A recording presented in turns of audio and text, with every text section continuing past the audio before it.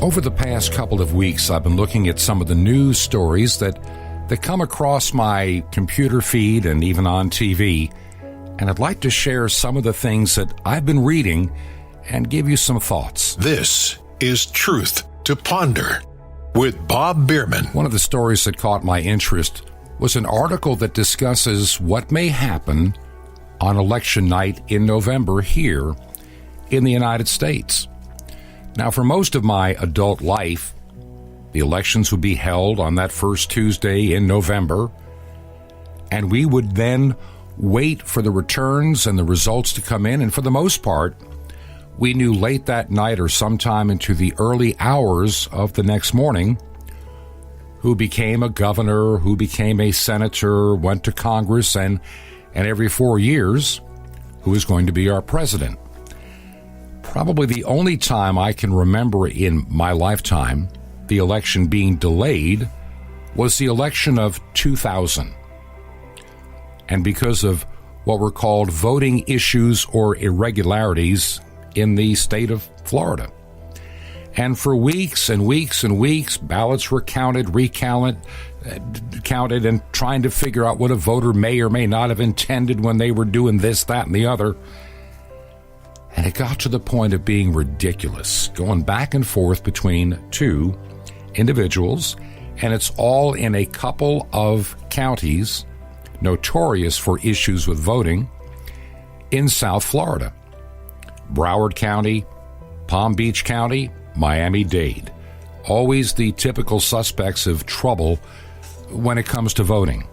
The other counties in the state don't seem to have an issue, but those three have always been dependable to be troublemakers. We've seen other elections over the years. I'm thinking back a number of years ago in Minnesota. The election results were in, and somebody suddenly found a trunk load of ballots that somebody forgot to count. And suddenly, with those newfound ballots, the United States Senate seat went to a newcomer, Al Franken. Never made any sense. We are now entering, I think, one of the most dangerous times in voting.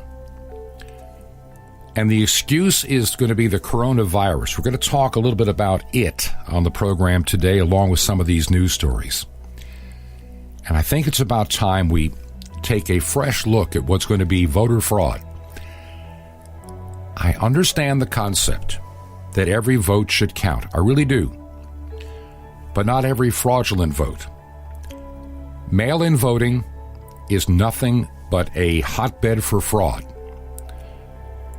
I know many people that are getting multiple ballots for people that moved away years ago coming to their homes in some of these states that are mailing out ballots to everybody. A lot of dead people are getting ballots mailed to their house. And you have people that, I know one person has 5 ballots arrived at their home for different people that have lived there over the years and are now long gone. How do we deal with that? I mean, this is just ripe for fraud. And so what's going to happen, I think, in November is we'll get the results from Election Day, and I'm going to make a prediction here, like a lot of others. There's a good chance that President Trump will win on election night.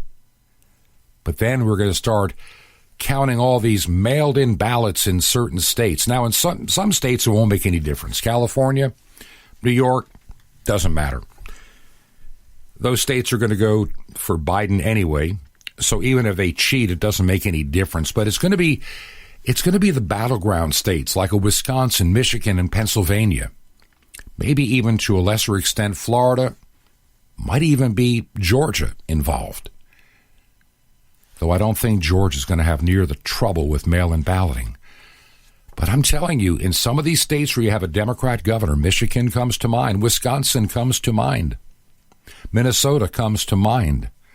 Minnesota is one of those states, I really believe, because of the riots that occurred in Minneapolis, what has gone on in Kenosha, Wisconsin, these states could suddenly turn for President Trump. But the establishment can't deal with that. They've been trying to unseat him since before he even was elected. They tried to unseat him before he even became the president. And for 3 years, a treasonous hoax was purveyed on the people of the United States, talking about Russian collusion, and the chief liar amongst them in that group, Adam Schiff from California, lying every night on TV. I've seen the evidence. It's just awful. He's a Russian asset. Every night on Rachel Maddow's TV show, he would say, I've seen the damning evidence, and Trump is going to have to go to jail. He's going to be taken out with a perp walk from the White House. You watch and see. Wait till that Mueller report comes out. Remember that? You remember the Mueller report? They come out and say, no Russian collusion. Nobody did anything with the Russians. It didn't happen. I literally turned over to MSNBC that night. I watched Rachel Maddow cry on TV when she found out there was no Russian collusion. I've seen the clip many a time of Joy Behar from the program The View when she thought there was evidence of collusion, and she was just giddy happy. They're going to get rid of Orange Man bad. He's going to be put in jail, and the whole thing, it wasn't there. And I think she about wept on the air and felt like a fool. But this mail-in voting thing, this mail-in voting is going to be something the likes of which we've never seen. And it's going to end up in the courts. It's never going to be settled on election night. I doubt if it'll even be settled before. I'm almost afraid it may even go all the way to before the inauguration. See, laws have been passed all over the country to make voting by mail so much easier. Too easy, I think. It's being heavily promoted in so many states, especially in those battleground states. It doesn't matter in New York, doesn't matter in California, doesn't matter in a lot of places, even Illinois, Connecticut, Massachusetts, New Jersey, doesn't matter. They can cheat all they want. The results would be the same probably anyway. But see, many people will show up in person and vote the old-fashioned way, and we'll get those results in person or on election day like we normally do. But then comes the mail-in votes. They will not be tallied. And days and weeks later, we're still, these came in the mail today. We didn't know we had these. Can you see what's going on here? I wouldn't be surprised if somebody's not printing up fake ballots that look like mail-in ballots that'll read and come in and magically be mailed in and show up the day after election with no postmark. And court battles are going to ensue for weeks and months. We are seeing right before our eyes, for 3 years, there has been a traitorous coup going on in this country. Those that run what is called the deep state, and I really believe there is, the entrenched bureaucracy of this country is a danger to freedom. And they're in bed with the Democrats every step of the way. I'll tell you, on election night, here's my prediction. Trump will win. And day by day, and battleground state by battleground state, looking for those hidden mystery ballots that were mailed. And, we're going to find a mail sack full of them sitting behind some Chinese restaurant somewhere that we don't know how they got there, but they did. I'm telling you right now. I'm telling you, the election will not be decided on November 3rd, 4th, 5th, 6th, 7th, or 8th, or 10th, or 20th. We're going to get past Thanksgiving. We're not going to know. We're not going to know. You know, I'm looking at a scenario that on election night, Trump could have over 400 electoral college votes in the bag. But they'll gradually disappear as new mail-in ballots are magically discovered in Wisconsin, magically discovered maybe in Ohio or Pennsylvania or Florida. And this nonsense, this traitorous act will continue on as they will try everything in their power to unseat President Trump, even if he really won. Some people say only about 15%. 15%, that's all. The mail-in ballots will be counted by the time we get to the election. With every legitimate vote tallied, and we get to that final day, which will come some day way after Election Day. And you know, what's going to happen in this country if we have thought for a month that one person won, and suddenly that one little bag of ballots found behind a diner or in the back of a truck or in somebody's, in a mail bag somewhere, oh, we forgot about this over here in this mail sorting room. Do you understand why the Democrats have made such a big deal about the U.S. Postal Service? Number one, the U.S. Postal Service was never designed to be our methodology for voting. There's several reasons for that. Number one, constitutionally speaking, and I think everybody listening to this program knows what I'm about to say, only citizens of the United States are allowed to vote. Though California is trying to change that with elections within their state, let anybody that comes by. I can remember in the early 1970s when I was in high school, and there was a amendment to the Constitution to allow those at the age of 18 to vote. And I was all for it. I was young at that time, but I was also, unlike today's young people, somewhat informed. Today we have young people that are basically completely ill-informed on anything of public affairs. They know nothing. They couldn't tell you who the vice president is. They don't even know who fought in the Civil War. They know nothing about American history. They only know what their brainwashed masters have shoved into their heads. And they go to college and become social justice warriors, and they know nothing. They know nothing of things that are real.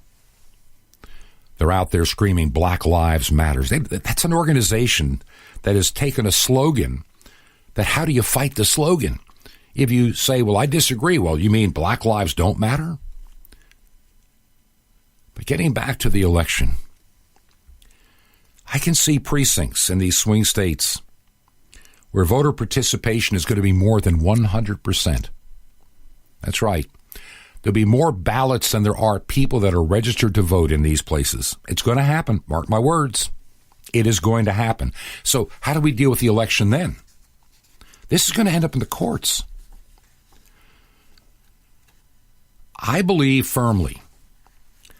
Now, my wife and I, we are over 65, and because of the way we have to travel and divide our time, we often are absentee voters, but we go in and we take care of the business while we can, when we can, to do it properly and orderly and make sure they're returned well in advance. There's going to be no arriving at the last minute. Like I say, we may or may not be back. We're trying to figure that out now. Will we be back by Election Day? We're in Georgia right now. We live primarily in Florida. And if not, we will take all steps to make sure that it's done properly, like we have every year. We don't expect ballots 4 or 5 or 6 to just be in our mailbox. That's insane. And that's the kind of nonsense that's going on. This is ripe, and we're going to get into how this even happened. I believe that when you show up to get your absentee ballot taken care of, or you show up to vote, I think we should demand as a constitutional requirement, we should actually literally make it a constitutional requirement. In other words, do the process, amend the Constitution, that voter identification and proof of American citizenship should be mandatory to vote.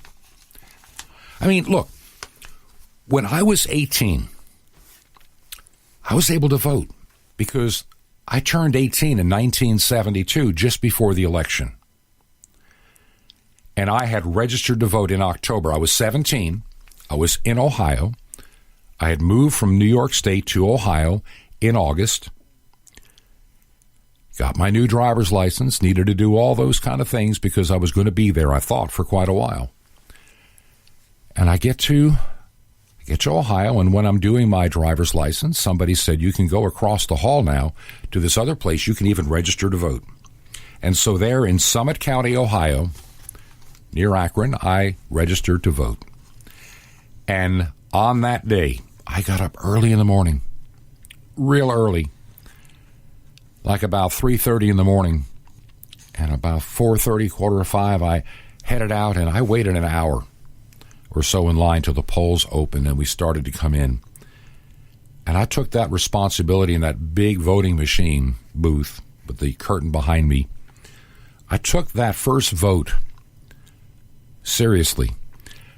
I had a newspaper that had come to the house a few days or weeks before to understand some of the other races that were there besides the presidential election of 1972. And I remember trying to read and being informed, and I made a couple little notes to put in my pocket to remind me of who to vote for. And there were some things that I did not know, the party or the person. And a couple of those I chose just not to vote because my vote would just be a guess, and I didn't think that was the right thing to do. I wasn't prepared in certain races to be able to make a decision, but I knew what I wanted, and I knew what I felt, and I knew what I had read, and I had my chance in 1972. I had a voter card. I had a driver's license. When I showed up to the polls, 1972, I had to prove who I was and show that I was a registered voter and I lived where I said that I lived. We are heading to an election nightmare here in the United States. I don't care what anybody says. It's going to be an absolute nightmare. And I don't know how we're going to make it work. I really don't. We're going to have a disaster. If you think there's been riots in the streets because of the Black Lives Matter, you ain't seen nothing yet of what's going to happen in November and December and even into January. It wasn't long ago. You remember what Hillary Clinton said? Joe Biden should not concede under any circumstances because I think this is going to drag out, and eventually I do believe he will win if we don't give an inch and if we are as focused and relentless as the other side is. Okay, you heard it right there. Hillary Clinton sitting down for this little COVID conversation broadcast she did with a former Obama White House communications director. Do not concede under any circumstances. Of course, she says the other side is going to cheat. Well, I got news for you. I've learned one thing about Hillary Clinton and the Democrats of the last, 10, 12, 15 years. They'll accuse you of what they themselves are doing on a daily and hourly basis. If they say you're colluding with a foreign government, you can bet that they are. I think of some treasonous people we'll talk about in the next segment of the program today. But in this rare interview, she added her demand that Joe Biden not concede on election night. Even Bill Clinton suggested, are you ready for this, that Trump will try to reinforce the White House to keep officials from dragging him out on Inauguration Day. Wasn't it the Clintons, 4 years ago saying to Donald Trump, will you accept the outcome of the election? Because they really believed they had it in the bag. They really believed they deserved Wisconsin and Michigan and Ohio. They thought they would get those and they no trouble there and probably get Florida. That's all they needed and they would win. It didn't matter the overage votes they would get in a place like New York or California because we have the Electoral College for a reason.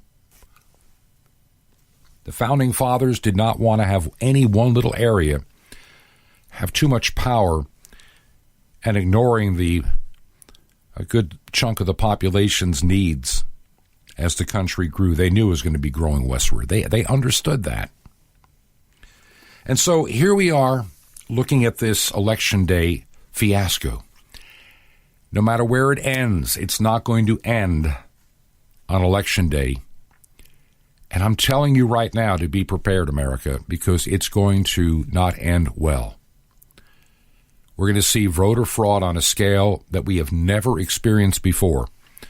The folks in Chicago over the last 100 years will blush compared to the nightmare that's about to be tossed on the American people. The year 2020 is the gift that keeps on giving. And how did we get to this point of the mail-in voting, you say? Well, obviously, COVID-19. You know, we might not even have a winner of this election until 2021, and I'm going to probably this week go into the details of how that works out. It's not exactly like a lot of people are saying online that, oh, it automatically means that the House Speaker, Nancy, becomes president. Don't fall into that trap. That's not how it works for the election point. That would happen only if something were to happen to President Trump and Vice President Mike Pence before another vice president was selected. You would have a temporary president in the Speaker of the House.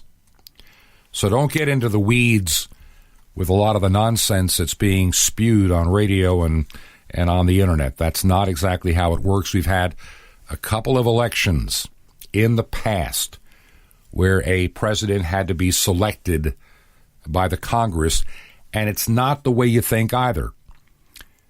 Just because the Democrats hold a majority of the House does not mean they would actually hold the majority of voters.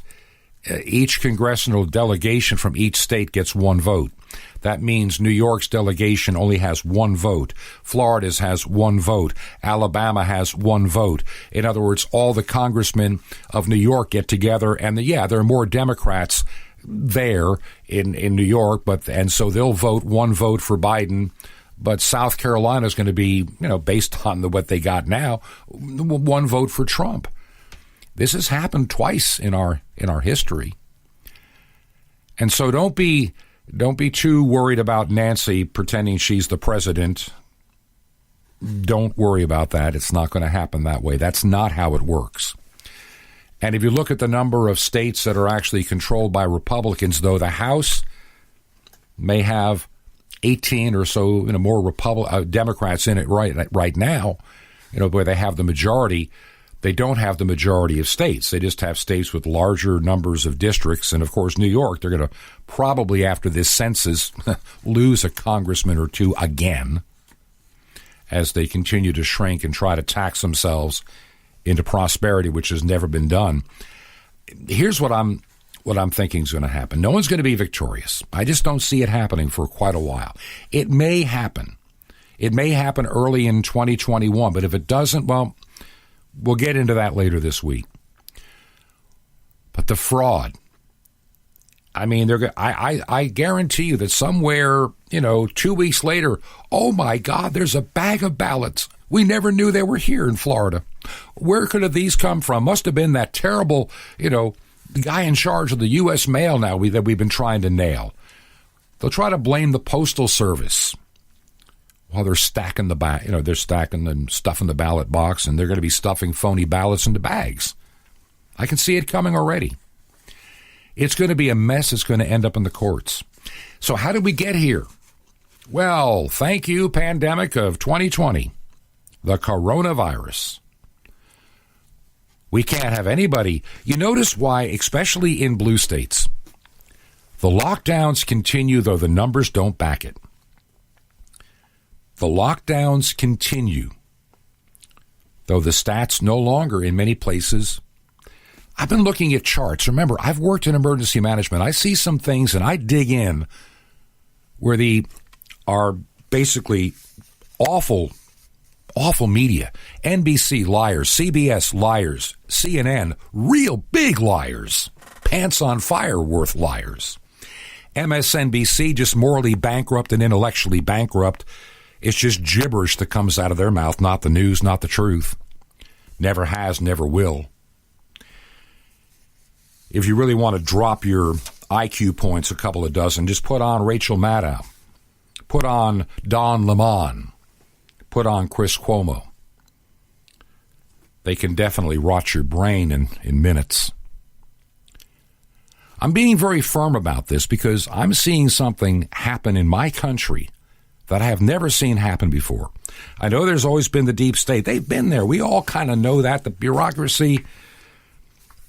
When you get to the White House, if you're Trump or anybody, the White House staff starts telling you what to do. They've been there before you got there. There's a lot of things in this government that is run by the unelected, and they get well paid and well taken care of and compensated for the work that they do. I've just got a very bad feeling of what's going to happen in November and how this whole mess will continue on because of the COVID-19 mess. And let me explain something else. Maybe this can help you a little bit in understanding.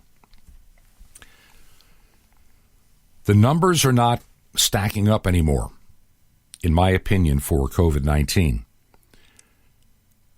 I'm going to share something that I've only shared with a handful of people in my family and circle of friends. As I told you, I've worked in emergency management. And there's one think tank and modeling that I've been observing since March. And they made some pretty wild predictions that I had a hard time accepting early on because they seemed too good to be true. Remember, when I got called out of retirement for a few months, we were working with several bits of information, some of it very much conflicting, unfortunately. And I can understand why President Trump didn't want to sound the panic alarm. We had some information unconfirmed, back in February. And I'm sure he had things that I didn't see because I didn't get back into this until February. You had the WHO in January and December saying this is not a contagious virus, do not panic. You had the Chinese government saying we got it under control, don't worry about nothing. You had the WHO backing them up. But we had some intelligence telling us otherwise, that it may not be as we're being told. So do you want to get out there and start saying the WHO is wrong and this is wrong and start a panic when there's no plan in place? I've learned something in emergency management. You don't scream in a theater there's a fire and have people just run to the exits. You plan how to get everybody out safely, or you're going to have more damage if you do it wrong. And the same is true with the coronavirus. So these intellectually, mentally, moronically bankrupt individuals trying to blame Trump because of the interview he had with Bob Woodward, don't go there. I understand it. We were told when I got to the state that I'm working at, but I did. By the way, it's a blue state that I assisted.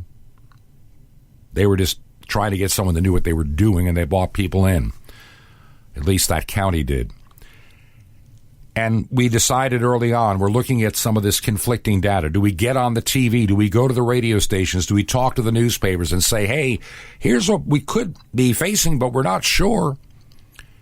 And you start panic buying, runs on banks. You don't want to do any of that. Then you're making the problem worse than it could be. So we decided to work with what we knew and start putting a plan together for the worst that could happen. Now remember, at the time, early on, the numbers that everybody was working with, England was working with them. I mean, part of Europe, we were. The Imperial College of London, they have this wonderful computer model, and they're tracking and doing tracing and everything else. And they're saying this is how many people are going to get sick, and here's how many are going to die. And they had this scary number. You remember when they said that 6% of the people that get this will die? You remember that?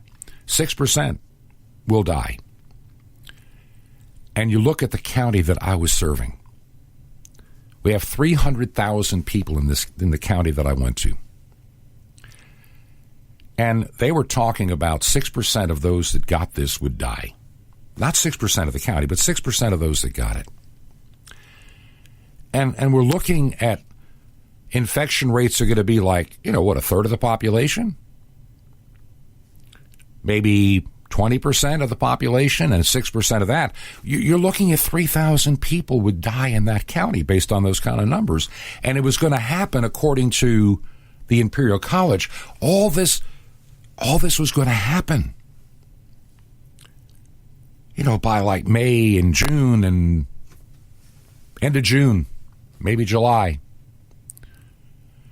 So I'm working with others in an emergency operations center. What am I trying to do?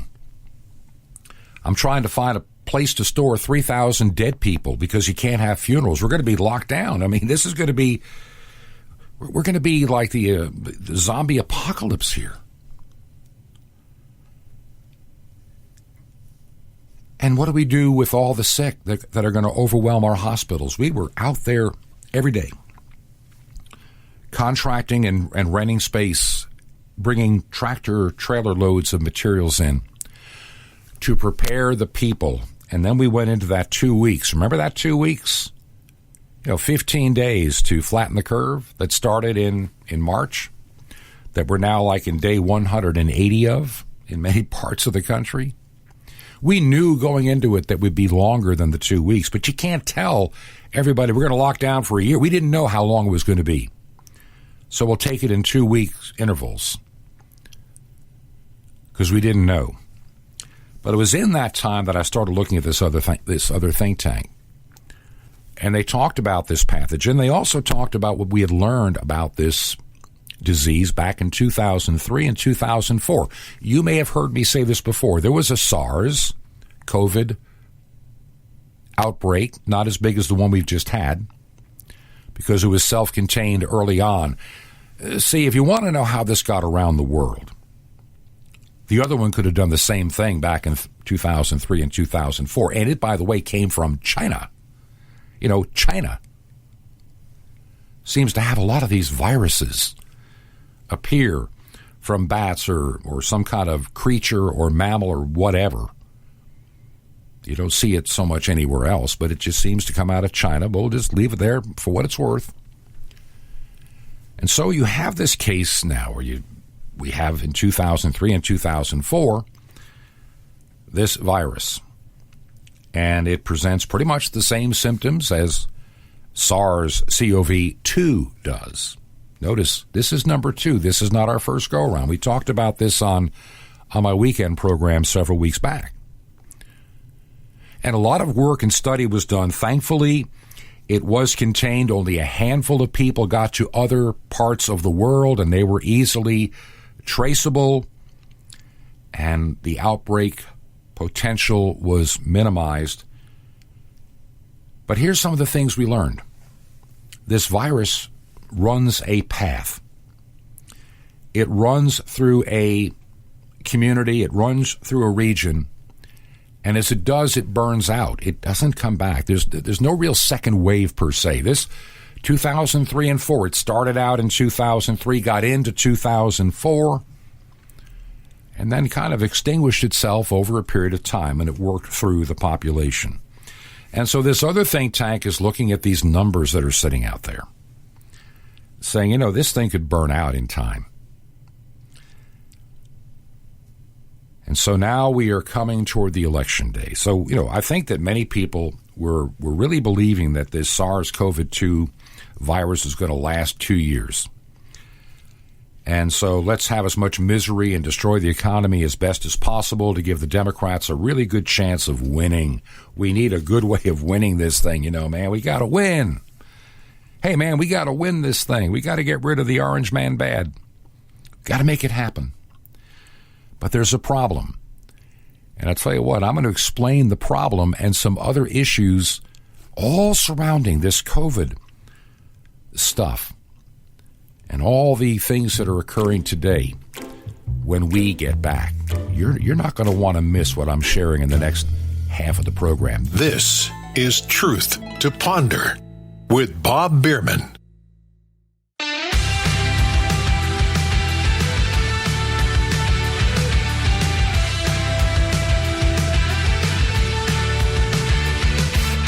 This is Truth to Ponder with Bob Bierman. And welcome back to Truth to Ponder. I'm your host, Bob Bierman, on this Monday edition. So glad to have you with me. Want to take a moment before I get into finishing the discussion I started in the first half of the program. If you're listening to the radio show on shortwave, you can find us online. We have a webpage. It is called Truth, the number 2, Ponder. Truth to Ponder, but you got to use the number 2, not the word 2. truth2ponder.com. That is truth2ponder.com. And you can easily send me an email from that location. Once again, that is truth2ponder.com. If you prefer to use the U.S. mail, and a few people have actually sent some nice, kind remarks and letters by mail. We are currently in Georgia at least until November, beginning of November, probably November 1st, at least. And our address here is 21 Berkshire. That's one word, Berkshire. That is 21 Berkshire Lane.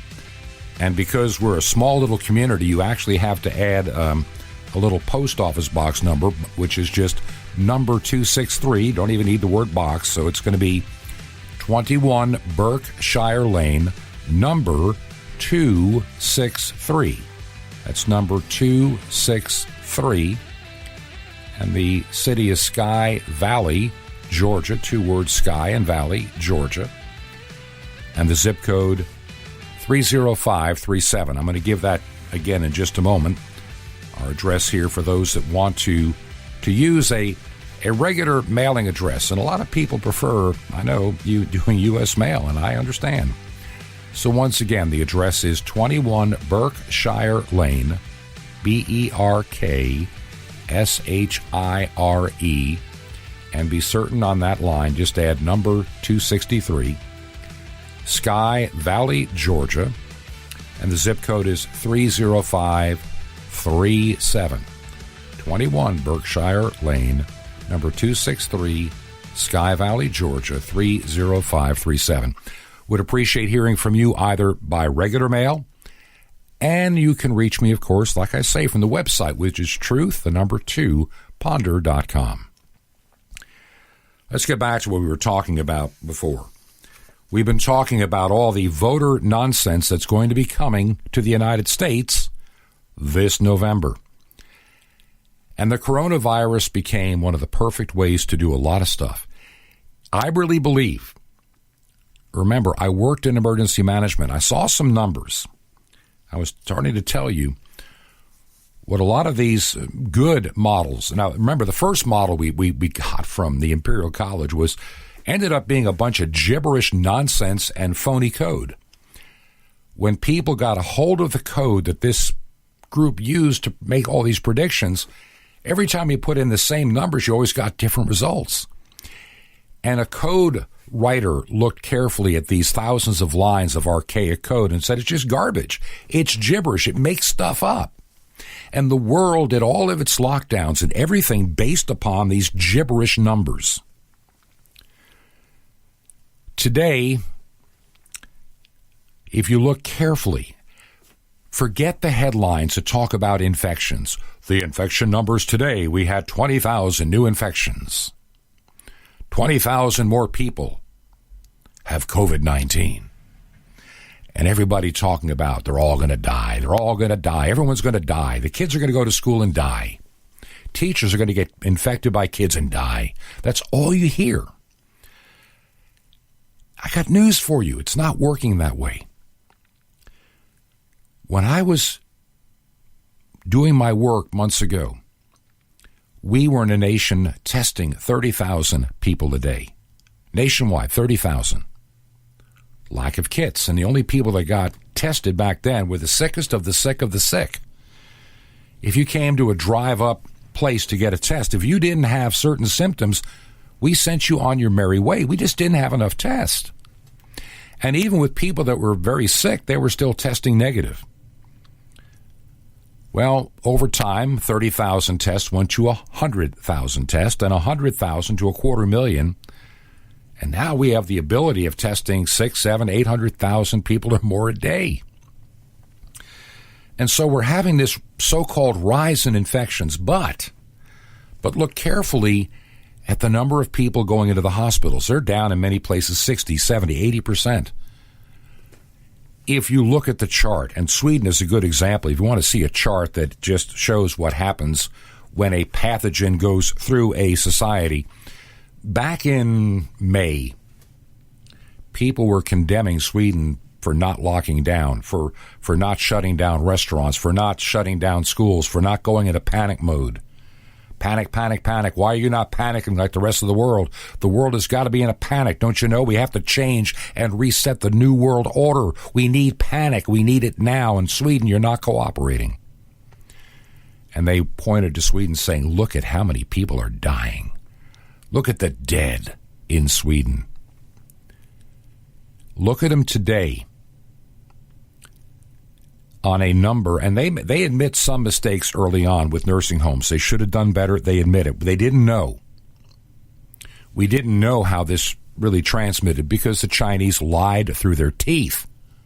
The WHO was at their very whim doing anything, any old little thing the Chinese wanted. Hey, the WHO, they would do whatever the Chinese masters and puppet masters told them to say and do, and they did. Remember, they said it was not even contagious back in December and January. Not to fear. That's why Bob Woodward, making all his stink now.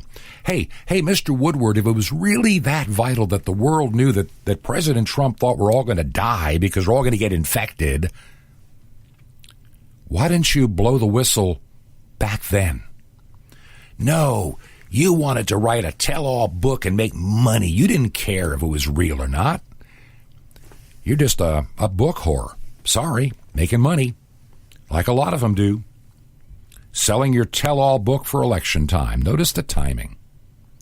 Notice the timing now. If you really believed it then, why didn't you say a word? And look, a lot of us already knew, but we were not saying anything either. So what good would it do? It wouldn't have changed anything. Because there's no plan in place for something like this. You just don't plan for this kind of a pandemic. You do, but how do you put the plan in motion? How do you do it systematically and organized so it is the best effect to get the best result for the people to minimize death and dying? There's not much anybody would have known to do at that time. In our county, by the way, just for what it's worth, we had one of the lowest death rates in the nation. Unlike New York and other places that did everything wrong, and I don't care what Governor Cuomo, St. Andrew, thinks, he screwed up and killed people, period. He went against the recommendations, period. We followed them. We had success. He had failure. And now he's writing books and trying to blame everybody but himself. He is a little man who has no business being the governor of any state, and his little kid idiot brother on CNN is just as much as a intellectually and spiritually bankrupt individual himself. But I'm telling you, put sick people back in the nursing home next to other people that don't have the virus and see how fast it spreads. If you take out the deaths in New York, New Jersey, and Michigan, and Connecticut, the death rate in the United States actually gets a lot lower than a lot of the world. It really does. Scary. Those 4 states offset everything. I saw somebody write something the other day talking about how Kansas, one of them red states, spreading states, because they don't do it right. They're not social distancing. They're not wearing their mask. And he was just being so bloviating from California. So I looked up their numbers, where he lives in California and the whole state, and compared it to Kansas. Well, the death rate in California is 2.5 times higher, about double what Kansas is per 100,000. So it's not true what they were saying. Had someone one time talk about, how they're doing in Maryland. Well, we don't want to be like Florida where they opened up and people got sick and died. And then I looked up their numbers, 2.5 times the death rate of Florida. When you go, Florida is a state of 23 million people. It's got more people than New York.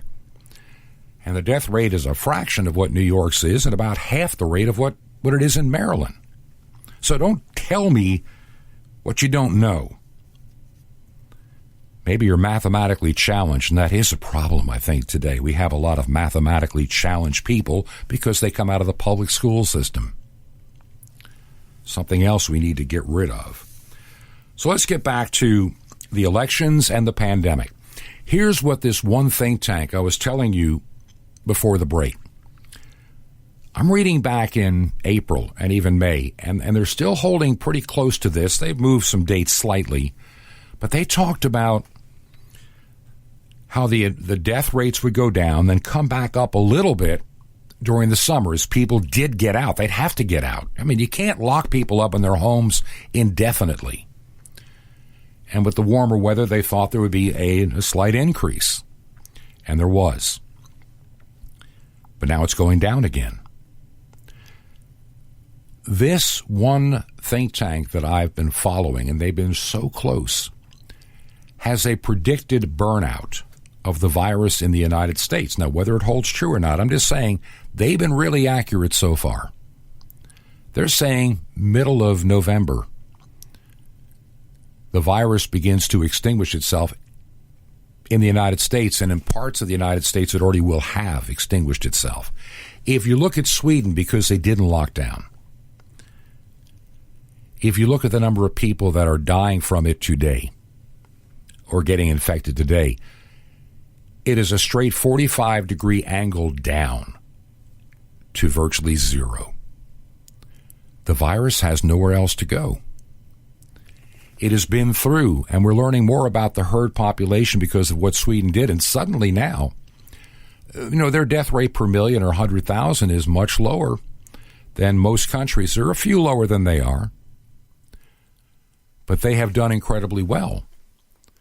Now, that wasn't true back in April and May, but see, they didn't continue the death and dying and hospitalizations because of these artificial lockdowns that just all it does.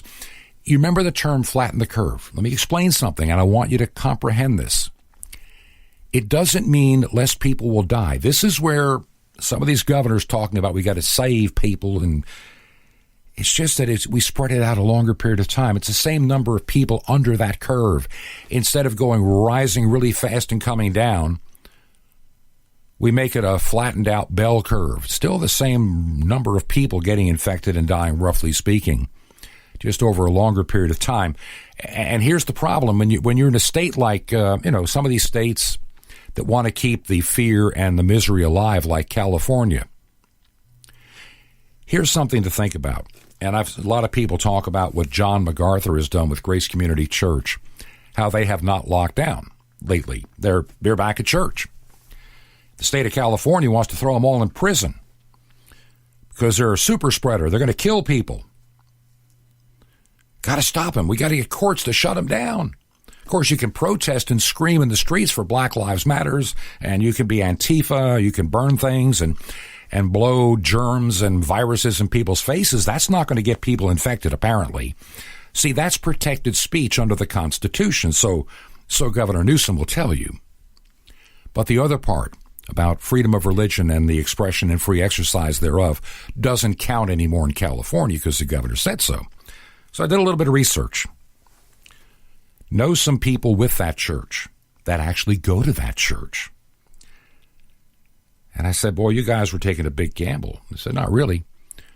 There are 0 infections related to that. Nobody has gotten infected from that church. Nobody's died. Yet they still want to shut it down to keep the fear alive. And I really believe that they don't care about you or anything else. They want to keep the fear alive until November to guarantee mail-in balloting. Let me tell you that again.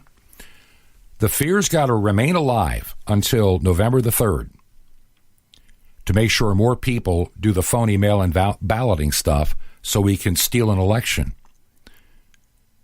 This no longer has anything to do with the virus. Nothing. 0. Zilch. Nada.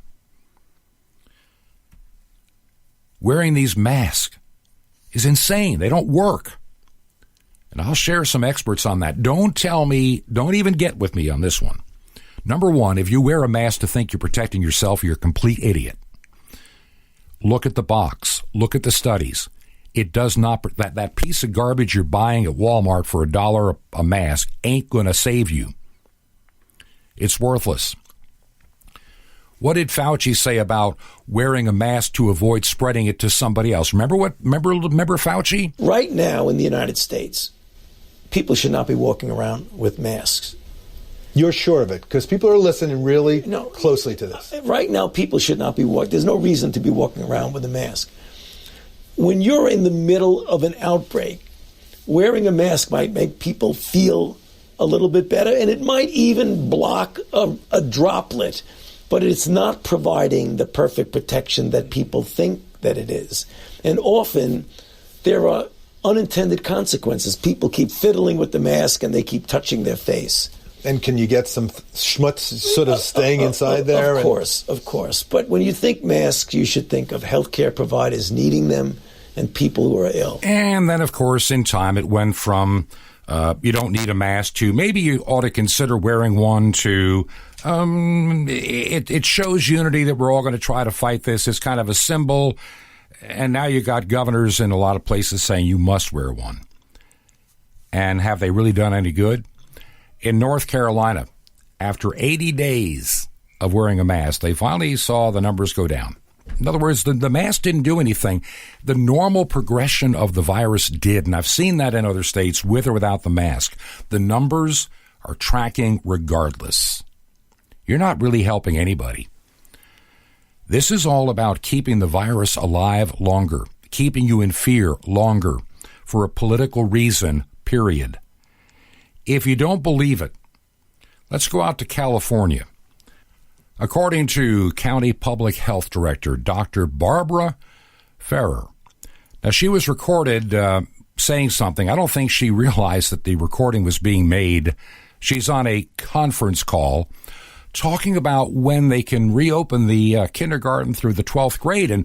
And listen carefully to what she said. This is you better catch this real quick. So we don't realistically anticipate that we would be moving to either Tier 2 or to reopening K through 12 schools at least until after the election, in early November. Like when we just look at the timing of everything, it seems to us a more realistic approach to this would be to think that we're going to be where we are now until we are done with the election. That was the health director from Los Angeles County on a conference call, not realizing it was being recorded, saying, we do not expect the schools to be back until after Election Day. Now, they try to make a claim that, no, you simply misunderstood. That was just a nice reference point. No, it wasn't. That's exactly what is in their minds. Call that a Freudian slip. Like we value truth over facts, which Biden said. That's a Freudian slip because you can make your own truth. The truth is, the fact is, they want nothing but panic around the country until at least after Election Day. And I look at the think tank information that is put out that has been so accurate. It talks about this virus could theoretically be burning itself out by the middle of November on its own without a vaccine.